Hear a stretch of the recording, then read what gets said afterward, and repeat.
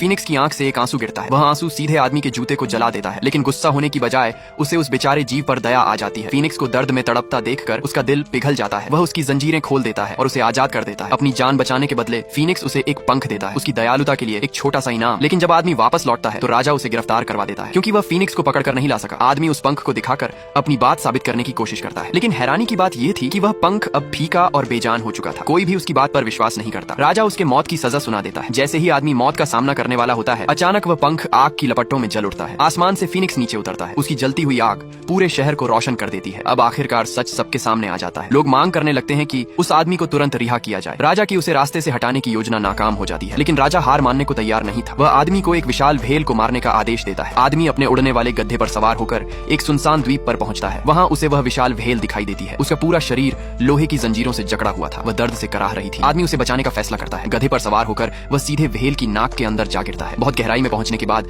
गधा धीरे धीरे उसे गुदगुदाने लगता है। अगले ही पल भेल जोरदार छींक मारती है। उसकी लोहे की जंजीरें टूटकर बिखर जाती हैं। भेल आखिरकार आजाद हो जाती है। आभार जताने के लिए वह एक केकड़े के हाथ आदमी के लिए उपहार भेजती है, एक बेहद खूबसूरत रत्नों वाली अंगूठी। जब राजा देखता है कि आदमी अब भी जिंदा है तो वह गुस्से से पागल हो जाता है। इसलिए वह उसे आखिरी मिशन देता है। आदमी को बर्फीले पहाड़ों तक जाना होगा। वहां उसे पहाड़ की चोटी पर सो रही आइस प्रिंसेस को जगाना होगा और उसे राजा से शादी करने के लिए मनाना होगा। राजा को पूरा यकीन था कि इस बार आदमी जरूर मर जाएगा, लेकिन जादुई गधे की मदद से वे जल्दी ही पहाड़ तक पहुंच जाते हैं। उनके रास्ते में बर्फ का एक विशाल दरवाजा खड़ा था। तभी अचानक फीनिक्स का पंख फिर से जलने लगता है। वह सीधा उड़कर बर्फ के उस दरवाजे में जा घुसता है। मोटी जमी हुई बर्फ पल भर में पिघल जाती है। आदमी महल के अंदर प्रवेश करता है। अंदर उसे राजकुमारी गहरी नींद में सोती हुई मिलती है। वह धीरे से फीनिक्स के पंख को उसके ऊपर फेरता है। धीरे धीरे राजकुमारी अपनी आंखें खोल देती है। आदमी उसे राजा के विवाह प्रस्ताव के बारे में बताता है, लेकिन राजकुमारी साफ इनकार कर देती है, क्योंकि उसे उसी आदमी ने जगाया था और वह केवल उसी व्यक्ति से विवाह करेगी जिसने उसकी जान बचाई। जब वे दोनों शहर लौटते हैं तो राजकुमारी का भव्य स्वागत किया जाता है, लेकिन उस आदमी को उससे भी ज्यादा सम्मान मिलता है। वह वही अंगूठी निकालता है जो कभी भेल ने उसे दी थी। हिम्मत जुटाकर वह राजकुमारी को शादी के लिए प्रपोज करता है। जब राजा यह सुनता है